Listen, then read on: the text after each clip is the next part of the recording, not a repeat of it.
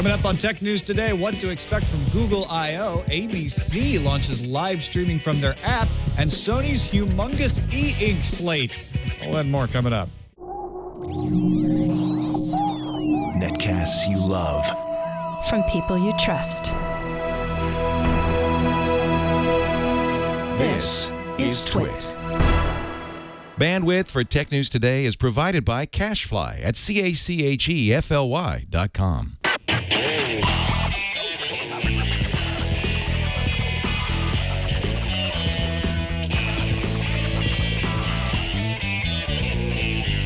This is Tech News Today for Monday, May 13th, 2013. Tech News Today is brought to you by Shutterstock.com. With over 20 million high-quality stock photos, illustrations, vectors, and video clips, Shutterstock helps you take your creative projects to the next level. For 30% off your new account, go to Shutterstock.com and use offer code TNT5.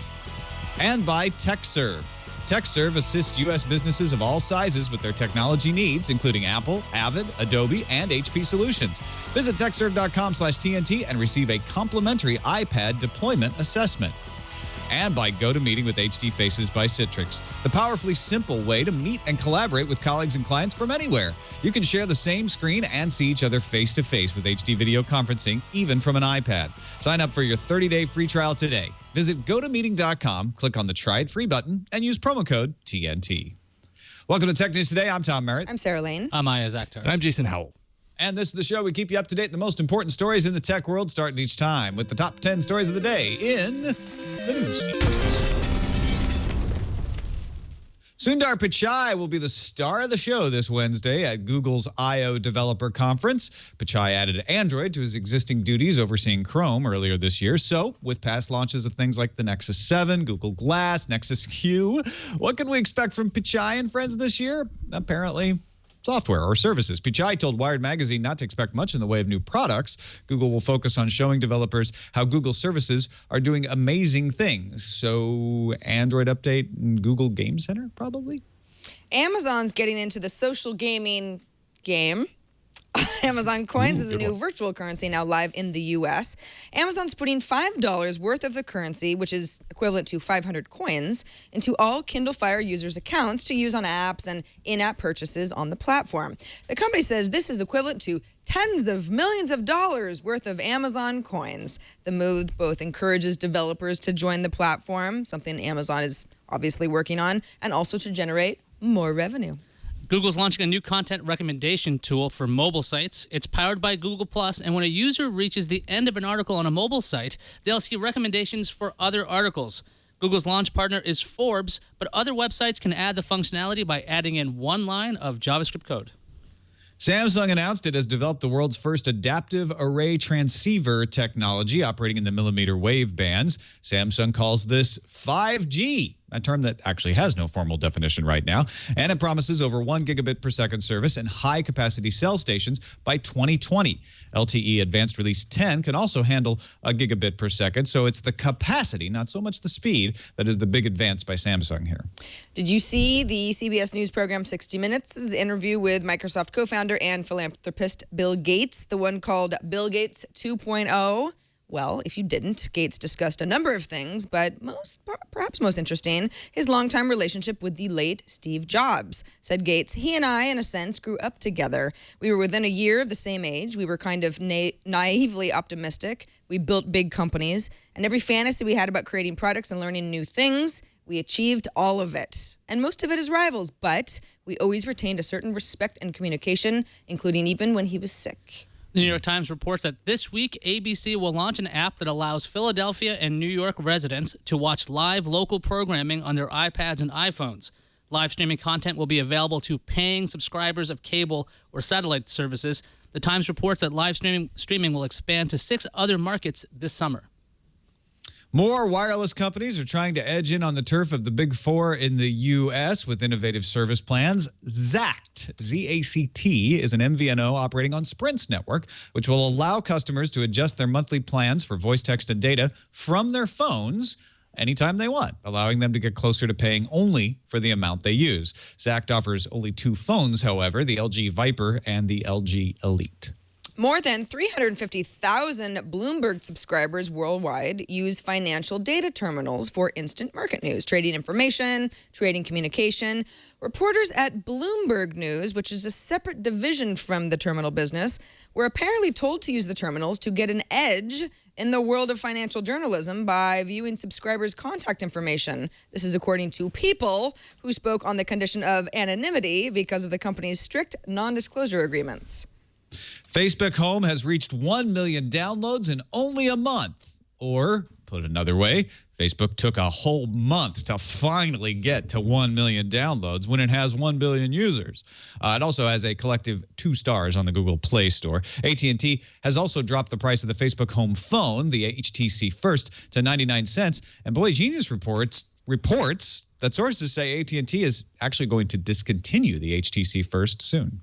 Sony's announced a new Android phone, and it's the Xperia ZR. The big draw of this phone is that it is waterproof for up to 1.5 meters. The Xperia ZR's 13.3 megapixel camera can shoot full HD HDR video. Inside, the phone has 2 gigabytes of RAM, LTE, NFC, and it's powered by Snapdragon S4 Pro quad-core 1.5 gigahertz processor. Pricing wasn't announced, but it will be available in the second quarter of this year. This episode of Tech News Today brought to you by Shutterstock.com. At Shutterstock, you'll find the perfect image or video for your next creative project, whether it's for your website, you got a publication you're working on, you're whipping together an advertisement, maybe some sort of presentation video, anything, any project you got. You can choose from over 25 million high-quality stock photos, illustrations, vectors, and video clips. And the cool thing about Shutterstock is they source images from around the world and put them at your fingertips. Many contributors to Shutterstock are professional photographers and artists, and Shutterstock reviews each image individually for content and quality before adding it to its library. But they still add 10,000 images a day on average. So every time you visit, you're going to find something new. The thing I like about Shutterstock is it's got an incredibly powerful search engine.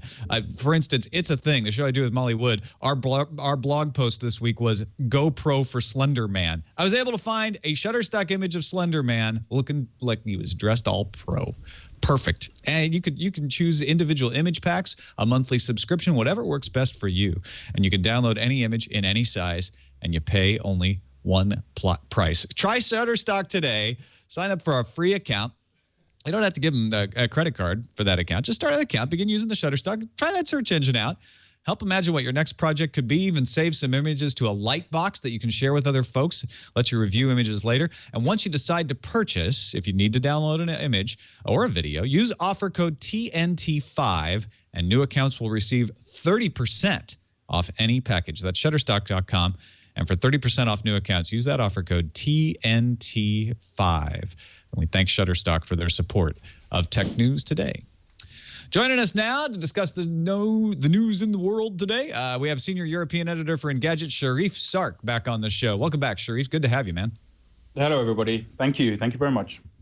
Let's start by taking a preview of Google I.O. We'll be up way early. Way too early on Wednesday because Google I.O. is at 9 a.m. Pacific time. So just a programming note, Tech News Today will be at 8 a.m. Pacific time on Wednesday. And then we'll be joined by Aaron Newcomb, not only for TNT, but for coverage of Google I.O. immediately following Tech News Today. Live breaking news coverage at live.twit.tv if you're interested. But Sundar Pichai, we heard his quote in the News Fuse. He said it's not a time when we have much in the way of launches of new products or a new operating system, both on Android and Chrome. We're going to focus this I.O. on all the kinds of things we're doing for developers so that they can write better things. Sharif, we got possible update to Android that would fall under there, maybe a minor upgrades to products like the Nexus 7. What are you thinking we'll see at Google I.O. on Wednesday? Well, I'm not sure I believe Sundar to begin with, because, how cool would a hardware announcement be now that he said, we shouldn't expect one. I'm holding out for that. There's a good track record of hardware announcements from Google I.O., Nexus tablets, and Chromebooks. And, personally, I'm definitely holding out for a next-gen Nexus 7 because I missed that device the first time around. It's too late to buy it now. But yeah, I guess I can get excited about the software announcements too. I mean, that's more of a day-to-day thing, isn't it? But, do you guys believe him when he says no hardware? It is. What do you think, Ayaz? I'm thinking that maybe that Pichar's not thinking that it's going to be a big refresh. If you got a Nexus 7, you change the display, add some more space into it, that might not be a huge product category like when they introduced glass or anything. So maybe we'll see some hardware upgrades, but that won't be the focus because you want all of these devices talking to each other, and that's what this I/O could be about. It does seem like they're trying to set expectations at a certain level, right? So if they say, look, no big hardware announcements, and they come out with a brand new Nexus 7 with better internals, and they do an upgrade to Jelly Bean that's not Key Lime Pie, it's just a point upgrade for Jelly Bean. They don't have as many people whining that they were expecting so much more if they set those expectations. Sarah, what do you think we'll see? Yeah, I mean, I think that if you downplay any sort of hardware update or announcement, you win either way. Because if there really isn't one, then people say, well, Google said that there wouldn't be. And if there is, then everybody goes, oh, it's so much better than I thought it was going to be. Oh, my gosh. I think it's a little odd, especially just because of all the attention that Google Glass has gotten, and there's so much focus on hardware. This is supposed to be such a big year for hardware for a variety of companies, not just Google. And this is the big time to shine. Google I/O is the place where all eyes are on Google and what the next 12 months are going to look like. It would be a little odd if we didn't see more hardware news, I think. I agree. I mean, the thing is, though, I'm not sure I do want to see a lot more Glass news.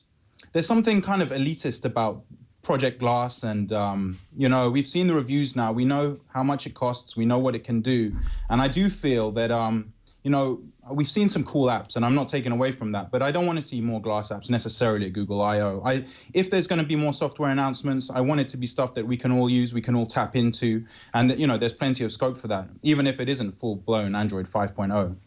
Yeah, I have a feeling you're going to be annoyed then, because I think Google Glass pitching the developers, they're going to talk about it a lot. Like, here's what you can do with the API. Here's some examples of third-party apps. I have a feeling that'll make up a chunk. I'm not sure exactly how much, but that's stylized videos of Google Glass being really cool. Yeah. Maybe they'll jump out of an airplane. I don't know. Just is that too crazy? An airplane. Yes, into one. Last year's jumping out of an airplane. We have GoPros for that. Yeah. What about Google Gaming? There's the Android police found some legacy code. Now they say they have sources saying there will be a Game Center-like function to Android. To me, that just seems like a catch-up feature. Like, of course they have to do something like that. Yeah, I mean, we've got.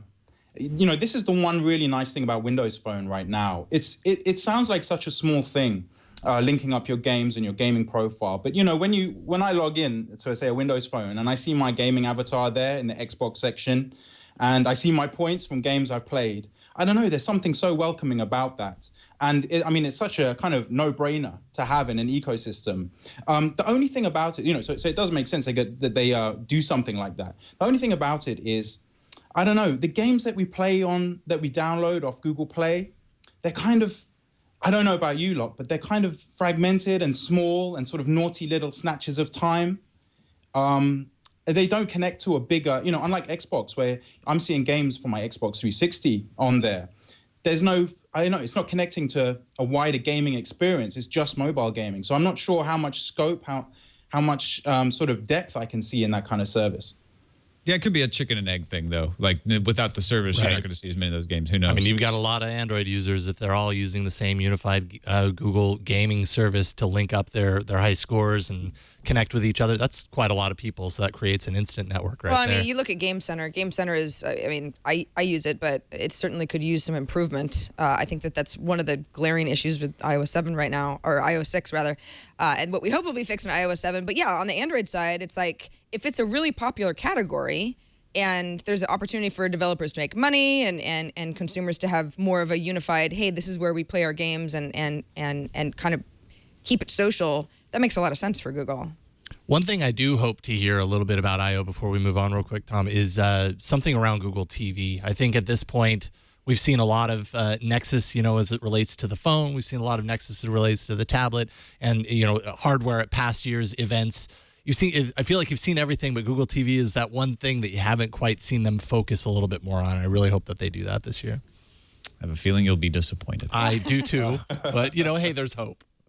Let's talk about something that actually is real, though. We'll have to wait till Wednesday to find out if we're right about any of this stuff. But Google launching a content recommendation engine, IS. Yeah, it's going to be powered by Google+, and at the bottom of websites, you'll see this little widget that will alert you to content that you might also like. They're based on Google+, and interestingly, they only appear once a reader slides back on the page. So it's not when you reach the very bottom of the article, it's when you start going back up. And Google's launch partner for the service is Forbes. Recommendations can be added using JavaScript to your mobile site if other websites want to do this. The recommendations will appear regardless of whether you're signed into Google Plus or not. They're based on recommendations from your friends if you're not signed on, if you are signed on the story topic and on the story author. So you can get recommendations no matter what, even if you're signed into Plus or not. Sharif, what do you think about these story recommendations? Do you think this is going to catch on for Google?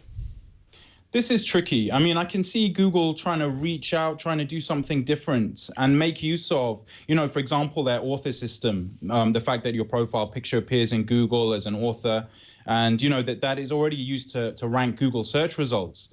That's useful, and that's something that Google can offer. And I also like the fact that this is kind of almost English in its politeness. It retreats back. It's not in your face. It's not like you're chasing you down the article, or when you get to the bottom of the article, it's there. You've got to sort of scroll back up. It's like you have to invite it to happen. So I like that aspect too. And it's only Forbes right now, but they've made this available to others, and I'd be willing to give it a go. I mean, everyone wants to continue their journey when they're reading. Sarah, do you think this is going to get people lost to like a rabbit hole thanks to Google Plus? So if you're on Forbes, you go from one article to the next, to the next, to the next. Based on Google Plus recommendations, Mm-hmm. I think this is really smart. I'd like to see the execution of it, because if you liked the article that you're reading right now, maybe you'll like this other sort of little pop-up thing that I see in the bottom right-hand corner of quite a few tech blogs these days. I find to be annoying and spammy because it reminds me of an advertisement. I know it's just more content, and some of it actually is relevant. But in general, you have to be really careful about suggesting content that's similar to the content that I'm already reading. It kind of has to be so not in my face that I don't even realize that you're helping. Tom, what do you make of the fact that this is going to be on mobile sites, not necessarily on desktop versions just yet? I think that's smart. I think on desktop right now, you've got a whole different user interface and a whole different way of implementing it. And like Sharif said, it works really well to be, when you're sliding back up, that is definitely a mobile behavior we know means you are done with the article. I'm not sure you can do that as well on the desktop. I'm wondering if this is going to catch on with a lot of other users, because unless you have to build your own plugins to make sure that your stories are properly tagged or whatever, if you can outsource that to Google and it's doing all the searches based on author, your friends' recommendations, and whatever else Google's putting into it, I think a lot of sites will end up using this just because they want to keep users on their sites as long as humanly possible. It's like the new commenting system, right? Yeah, I mean, it's the same idea. It's like Google Plus says, use us as the engine to be able to suggest content to your readers so that they think that you know them and they're loyal, and then Google gets to know a lot more stuff about the kinds of things that we're all reading and what our behaviors are. So it is really it's a brilliant idea. I just think that again, the way that it ends up, is it going to be intrusive? If it's too intrusive, then that's one more reason for me to have something against Google Plus. And will it only be in the site that you're on? Because sites won't necessarily want you being whisked off to some other website. They may want you to stay and continue their journey with them, which may then sort of limit the recommendations. The best recommendations may be excluded. But I would say one thing, just the general notion of recommendations is kind of a positive thing in my mind right now. Ever since Twitter Music, people stopped talking about that pretty much the day after it launched. But, that's just when it hit me that recommendations from people are so much better than recommendations from algorithms, which inevitably give you something similar to what you just read, which is inevitably what you do not want to read next. Twitter Music is all about, you like this artist, who do they like? And just the principle of using human beings to recommend, that has to be the way forward. Well, this also is dependent on Google Plus being quite a successful platform. If you're not sharing on this service, and and the authors aren't doing that, then I don't know how good these recommendations are going to be in general. If it was powered by Google and only Google and not tied to Google Plus, I could see it being really useful. But the Google Plus integration has me a little bit shaky on whether this is going to provide the best results you could get. I was having a conversation yesterday afternoon with my wife about Aereo and explaining what it is, and I was saying, what should happen is a television company should just start streaming their service online in direct competition with Aereo. And then I saw this next story that Sarah's going to talk about. Tom, I hope almost you immediately. are finding a little storefront for your psychic business, because that's exactly what's going on. ABC reportedly is launching an app later this week that will allow residents of New York and Philly to watch local programming live. iOS devices at first, but the idea is mobile devices and tablets. Here's the thing, though. Herein lies the rub. You need a cable subscription to access this content, even though this will be basically local affiliate broadcasts of ABC. So it would be the same idea, even though I'm not in New York or Philly, the same idea as my local ABC affiliate in the Bay Area, which I can get for free using my over-the-air antenna. So you do need that cable subscription. This would be live programming, though. This would be the exact same stream as anything that you would see on your big television. It just would be on your device. And this is not the first that we've heard of this. In fact, ESPN, which is owned by Disney, ABC is also owned by Disney, has let subscribers watch live programming from some of its properties for a while now. We saw last year during the Olympics that NBC was streaming quite a bit of content. So this is certainly not anything that ABC is doing that no one's ever tried before. But Tom, I do agree with you that it seems to me that this is directly in response to a company like Aereo or any potential future companies that do similar stuff to Aereo who say, we're just going to rebroadcast this, saying, if we can sort of chop off Aereo at the knees and make it so that we're offering a service that Aereo isn't really expanding on, then maybe that's how Aereo meets its demise, rather than suing them in court for the next 10 years. Ayaz, what do you think? Do you think that this is just truly ABC saying we're afraid, so we're going to have to give the public something that Aereo is giving them? I don't know if they're afraid. I mean, ABC has been really forward when it comes to its digital distribution. I think they're one of the first companies to be. There was NBC and ABC, first companies to be on iTunes. And the thing about ABC, their iPad app was quite amazing when it first came out. They had a lot of television features that you didn't have in other applications.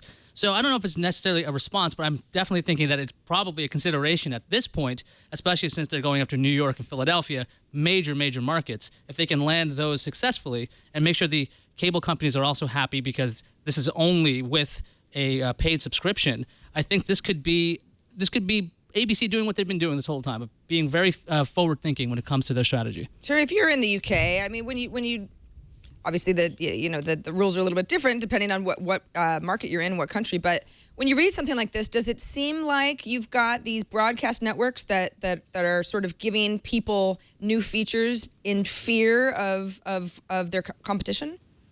I mean, that's how the story is being told to me. I mean, this is one of the areas where we're just so different on the two sides of the Atlantic. And it's so hard for me to envisage what people want over there and what they expect from their TV channel. What I can say is that, I don't know, when I hear of these, basically this is a direct reversioning of live material to mobile devices.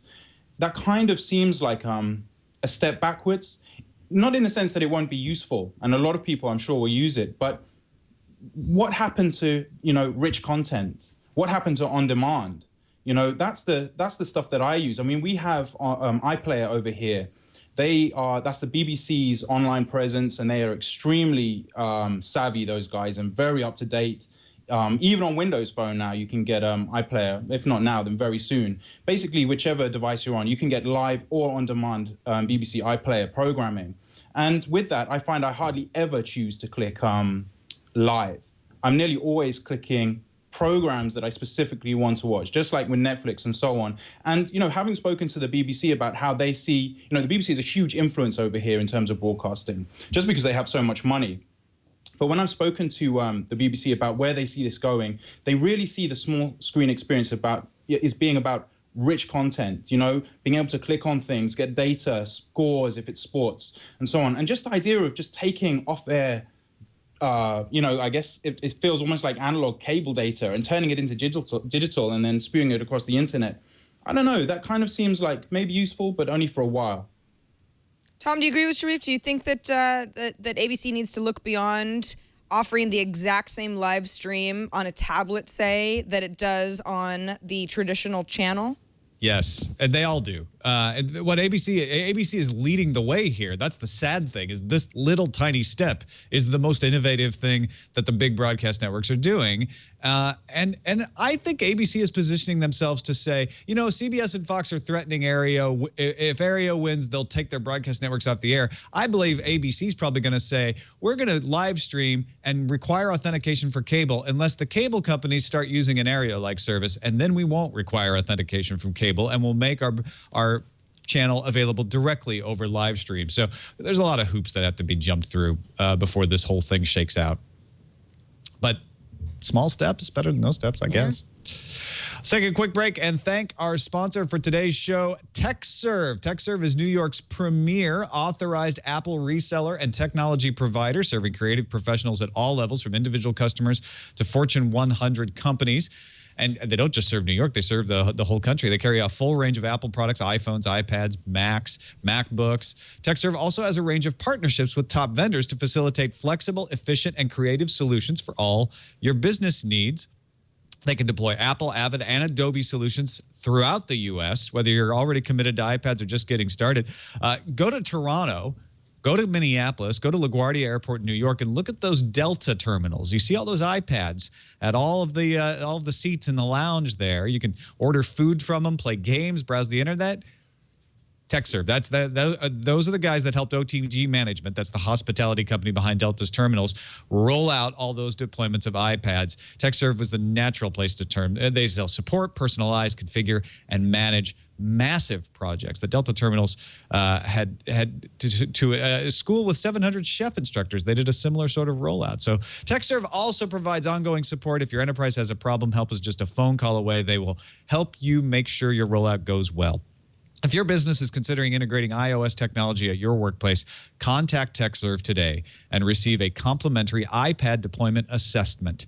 Visit techserve.com/TNT. That's TEKSERVE.com/TNT. And TechServe will help you assess your current or future iPad needs and give you advice to make it a success. That's techserve.com/TNT. We thank TechServe for their support of Tech News Today. Let's talk a little bit about this 5G service Samsung says they'll be rolling out by 2020. That 5G means nothing right now, so they can call it whatever they want. The thing to compare it to is the best 4G, LTE Advanced, Release 10, which can get up to a gigabit per second. Right now, LTE in the Americas here is about 12 megabits per second, so it's a long way to go. But T-Mobile has been installing Release 10 capable equipment at its cell sites. AT&T says they expect to have LTE Advanced this year. Doesn't mean it'll be a gigabit per second, but at least that equipment is capable of that.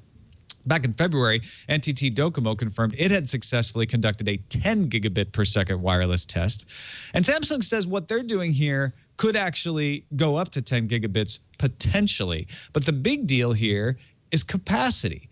So not only can they get this high speed, this gigabit per second or more connection, but they can do it with transceiver technology operating in the millimeter wave Ka bands, Ka bands, meaning that they can handle a lot more connections at once. And that's one of the problems you'll have is, why I got 4 bars, but I'm getting no data. It's because too many people are trying to connect to the server at once. Sharif, does this get you excited? I know you're barely getting 4G rolled out now. You excited for 7 years down the road getting gigabit per second, consistently reliable connections? I mean, yes, that does sound exciting, but that's such a long time frame. I mean, it's like almost like a prediction. There's so much that can go wrong in between. And also, if it didn't happen in that, I mean, will we all still be here in 7 years? That seems like such a long time. So, it has to improve, right? So, so I don't give them a high score out of 10 for the time frame here.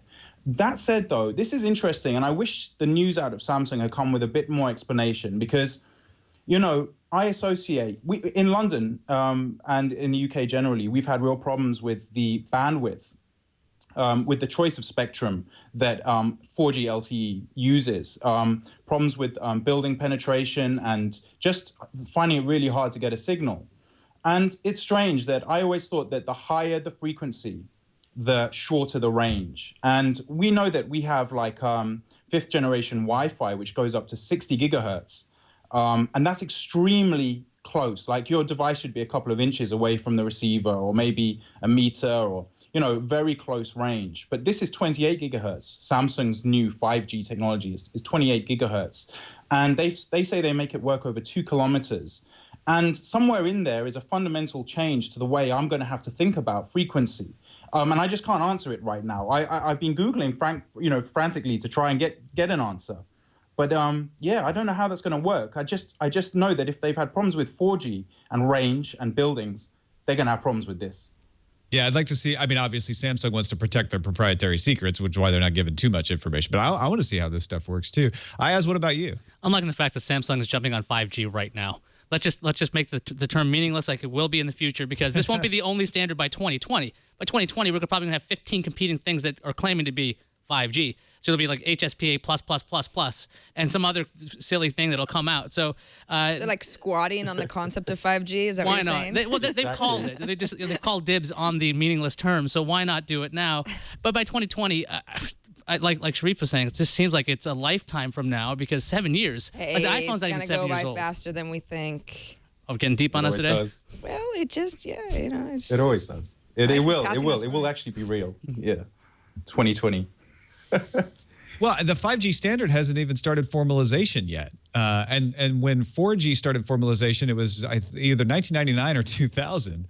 It might have been 2001 even, but still, that we're just now getting 4G rollouts. So these things take a long time. But we're excited, right, Sarah? I'm excited, absolutely. I agree with you, Sharif. There's a lot that can go wrong. And yes, even though I joke that 2020 is just around the corner, there is quite a bit of time and innovation that's going to happen between now and then. What we see as the concept of what Samsung has shared with us, and again, you're right, Tom, is it's somewhat vague. We're still sort of like conceptualizing the whole thing. The technology and what's available to us, things really do change. In 5 years from now, it could be a very, very different market than it is now. That said, yes, 5G seems to be the most logical next step, even though 4G is certainly not perfect and has a lot more rollout and growth to still achieve. This is what's next. Yeah, what are the marketers going to do to make them sound better? Come out with 5H, or start going down the letters. Discuss. I use Discuss on some of my WordPress sites as a way to allow people to all log in across various platforms. But now they're flipping that a little bit. Yeah, so Discuss is, like you said, Tom, it can be really helpful for bloggers or sites where there are interesting discussions and comment sections, and it's nice to have one unified service where everybody can log in, and you're sort of you've got a profile all over the web for any third party that's using Discuss.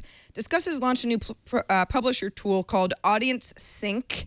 So publishers can sync Discuss's profile data with their own users' information, and the idea is just to kind of unify it and grow the audience. The reason this is interesting is because Discuss has also announced that it has over 100 million profiles and crazy growth, growing at a rate of 1.5 million new users per month. That's pretty incredible. The idea behind Audience Sync, it's so both Discuss users and publishers benefit. So the company says users want to participate in additional discussions across the web, but they want to use a single login ID. That's what Discuss is really good for. But Audience Sync is not the same thing as Discuss's single sign-on protocol, which is what you're talking about, Tom. Company says single sign-on works with users who already have an ID on the website. This is functioning in an opposite manner. Audience Sync, basically, you already have a profile on the website, and Audience Sync will allow you to more easily get a Discuss profile if you don't have one already. So I guess the reason I find this somewhat intriguing is, number one, I hate comments. I never participate in them anymore. I don't think that they're useless. I think sometimes it can contribute to healthy discussion, but in general, comments are a mess. I don't think that any of these platforms are the answer, whether it's Discuss or we got Livefire or Facebook comments. Sharif, what do you think about this? Is Discuss onto something here, or am I right that comments are largely a dying medium? Well, I've got to say, I have a real soft spot for Discuss. I mean, before I was an Engadget writer, I was reading comments on Engadget. So I love comments. I even almost love commenters. Wow. That's bold. Yeah, but that's in a a lot sort of of love. like I love all humans kind of way. Do you know what I mean? Like a spiritual Yeah. way of loving everybody, but it's not so much in like I really do love them. Yeah. So I have like a soft spot for it, and I think that commenting and engagement is really, really important. I just want to know if this is doing something for the commenters, because people give up information. They build their profiles, and they give out comments and opinions, and they want to do that in a private setting, or they want to do that for other commenters. And anything which takes their information and sort of spreads it, and all this stuff about benefiting publishers as well as them, that kind of makes me suspicious. Just that kind of language.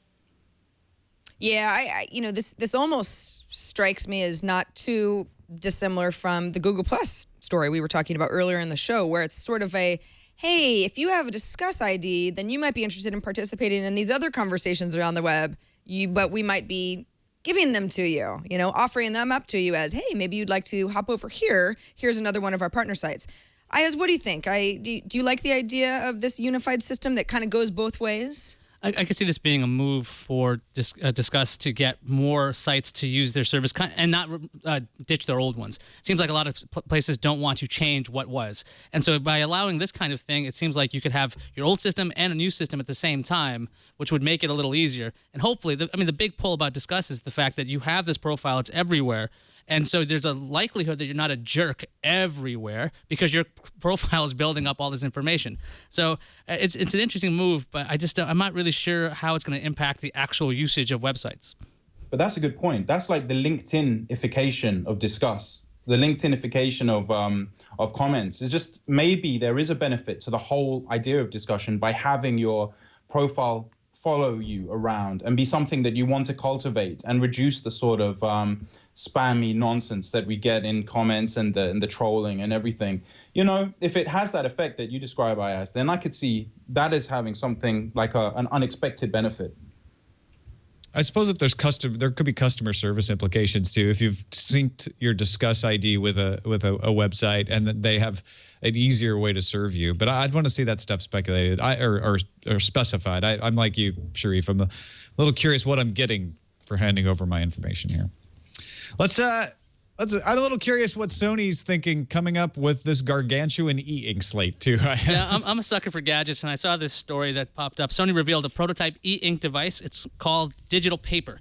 It's got a 13.3-inch flexible e-ink display. It's got a resolution of 1600 by 1200, and the display panel is capacitive, and you can also use a stylus. If you've seen the video, you can see that there's a stylus attached to the right side of it. The prototype weighs under a pound and is 6.8 millimeters thin. Right now, the device only supports PDFs. Battery life is 3 weeks, and that's if you're actually using it. Digital Paper is going to be trialed at 3 Japanese universities this year, so the actual retail product, if it ever comes out, will be probably a year away. 4 gigabytes of onboard storage. It's got a micro SD card slot, so if you want to increase that. Wi-Fi on top of that, if you want to share notes. Sharif, what do you make of this device? Is Sony working on a dead-end device, or is there something they're seeing that we don't? There's 2 sides to this. First of all, Sony has a terrible track record of working on dead-end devices.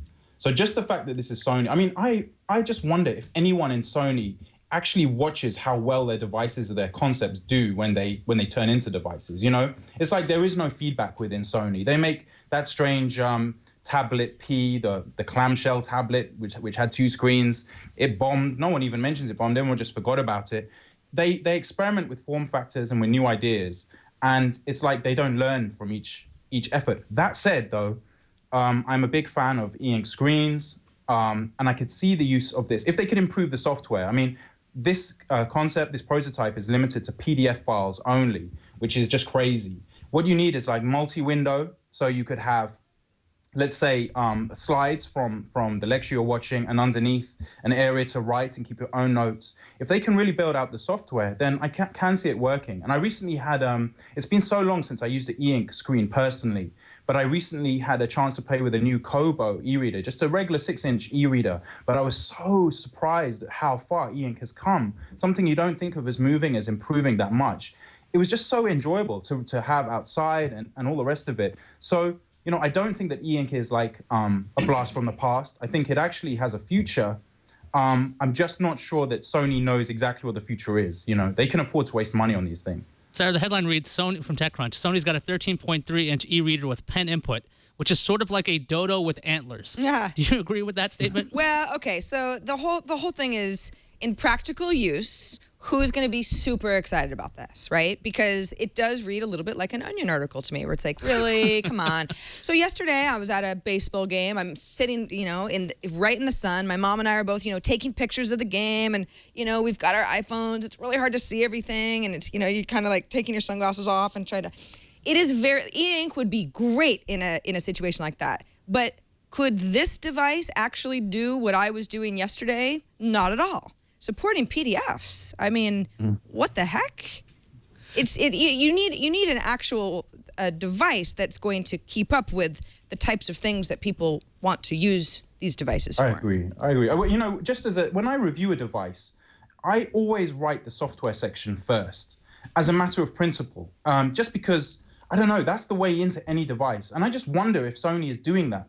To have this hardware and then end up with this PDF support, it just, like I say, I lose faith in their vision, because they should have started with the software. Tom, when you say PDF, this makes me think it's an enterprise level device. I don't know if that's any better an idea, but this is not an end user device. This is not a consumer device. You have a lot of documents to manage, and so this is a way to manage. We're going to give you a pen, it'll handle PDFs, and it's a nice big one so you can see all your legal documents. That's the only thing I can think this would be good for. But when they're trying this out in universities, I can see this being a great way to do textbooks and things, because if you have a large enough display and you can mark it up, at least that's the way I used to work back when I was in school. I would always write in the margins, and you just can't really do that with a tablet, even with with the largest display. It's a little bit ridiculous. Maybe Tom's right about the enterprise level, but I can see this being a real great thing for students, just because if it's this light and it's got a 3-week battery life, it's really the price point that makes a difference here. And if it's PDFs, I'm thinking textbooks, because those can be locked down. We could both be right, because the university is sort of a weird offshoot of enterprise usage, essentially, with a lot of different quirks to it. But I think stuff like that, large institutions, businesses, et cetera, where they have to handle lots of papers, whether it's textbooks or forms or manuals, something like that. That's the only thing that could make sense. Otherwise, it'll be the new Kindle DX. They're like, hey, that Kindle DX was a great idea. We could do it better. We're still waiting. We're still waiting on these dual screens that just won't happen. The company, I can't remember what they're called, but they were supposed to have flippable screens, and that still is the best option. And also, you have the right way of doing this is this Russian firm, Yotaphone. I got to play with their device recently, which is LCD Android phone on the front. You flip it over, and you have an e-ink display on the back. And, that was seriously exciting. And like I say, there's a future for these displays, but I do think you need to have, the life of an LCD display too, the ability to move and see video and surf and all the rest of it. All right, let's fire up the randomizer, Jason. We've got space stuff. Commander Chris Hadfield of Canada, Canadian astronaut, has been doing a lot of YouTube videos. He's been known as a social media astronaut, and he is leaving the International Space Station in style with a video unveiled this weekend of him covering David Bowie's Space Oddity. Did you guys get to watch this? I listened to it. This is the first time I'm seeing it. Control to Major Tom. I like his voice. Yeah, he he's has a good voice. right? It's adorable. But the killer is that he is shooting it in space, so when he's got the perfect background for most of the lyrics, right? And he recorded all the guitar and the vocals while in the space station, which I actually think that's awesome. Just as an audio nerd, I love that. The lighting is just so good as well. It's like professional. Yeah, it looks like real Earth down there. Yeah, the effects are amazing. I think that's pretty cool. It almost makes me a little teary. Yeah, real flying guitar, by the way. Guitar is actually flying. That's so dangerous. I know. I want to see what they don't show you, which is when it collides with the wall. And if you want to test your love for humanity, Sharif, read through some of the comments on the YouTube video. Yeah. Oh, okay. And I'll engage.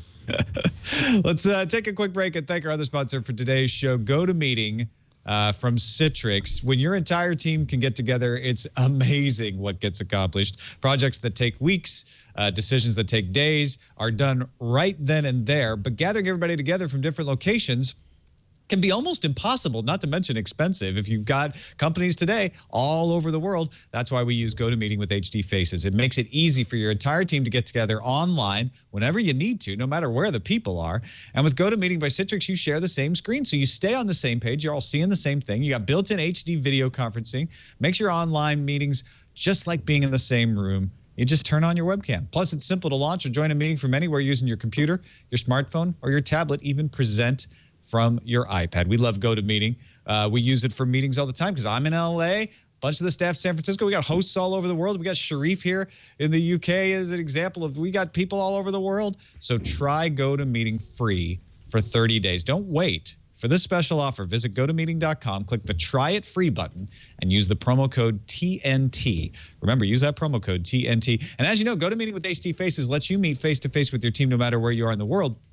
But we want to know if you could have a meeting with anyone famous, living or not, using GoToMeeting with HD Faces, who would it be and why? Why do you ask? Because we're giving away a webcam. Tweet your answer using hashtag TNT webcam and hashtag GoToMeeting, GoToMeeting, for a chance to win a free Logitech HD webcam courtesy of GoToMeeting. Remember, to be eligible to win, you need to tell us who you would have your face-to-face GoToMeeting with and why, using hashtag TNT webcam and GoToMeeting. The contest ends Thursday, May 30th at 11:59 p.m. Pacific time, and the winner will be announced on the Tuesday, June 4th episode of Tech News Today. Contest is only open to U.S. residents. For contest rules and regulations, visit twit.tv/rules, and don't forget to try GoToMeeting free today. What's on the calendar, Sarah? Tom, I've got some stuff for you. Nokia Lumia event is happening tomorrow in London. That's May 14th to talk about the next Windows Phone. Sharif, are you going to be there? Yeah, I'll be there. Yeah? I'm looking forward to that. Yep. I know what I'm hoping for. A big camera phone. Nice camera phone from Nokia. All right. Well, please report back. We know you will. I will. BlackBerry Jam America is also starting tomorrow. It runs through Wednesday, the 16th. And also tomorrow, FIDO Alliance. The FIDO Alliance is holding meetings with new members from Google. You might remember that Google joined FIDO back in April. FIDO wants to get rid of passwords. Please do it. Make it happen. Incoming message. We got a message from Claudia in Brazil. She says, "Hello, Tom and TNT crew. Last episode, you were talking about removing the plans for printing the Liberator gun from the web. The consensus is that once something's on the web and there are several copies of it, it cannot be removed from the web. I would agree with you if it wasn't for a recent experience. When I learned the bestseller Shades of Grey originated as a fanfic for Twilight, I got curious and decided to look it up. It has been removed from the blog where Stephanie Meyer posted it originally, but that was to be expected, but I could not find it anywhere, at least with my amateur research skills. It has been removed from the Wayback Machine, that immense reservoir of erased internet pages. So in conclusion, with enough determination and resources, it is possible, if not completely erase it from the face of the earth, to make it very, very difficult for a normal person with normal research capabilities to find the files on the web. Of course, it may survive in backups and be copied from one computer to another, but that's another story." Claudia's a great listener, so I'm wondering if I'm missing something here, but I looked up 50 Shades of Grey torrent, and I got lots of returns in various search engines. So it may, I don't know. Maybe she's looking for the original posting particularly. Yeah, I think she's looking for the fan fiction that got changed to that book. So that seems like it's a little harder to find. Okay. Well, that is it for this episode of Tech News Today. Sharif Sark, thank you so much. It's always great having you on the show. Let folks know where they can find you online, including what you think of the Nokia phone tomorrow. I will. It's and I'll be tweeting from Engadget.com, Nokia. I'll be right? Yeah. Well, you can just follow @ShotSheriff. I'll be tweeting from the Nokia event tomorrow, or just check out Engadget.com, and you'll hear the latest. Excellent. You can also submit stories for our consideration. We look at our subreddit every day, technewstoday.reddit.com. Helps us put together the show, figure out what we're going to talk about. And you can find us on the web anytime, night or day, twit.tv/TNT. You can email us, TNT@twit.tv, or give us a call, leave us a voicemail, 260-TNT-SHOW. We'll be back tomorrow when Dana Wallman will join us. See you then.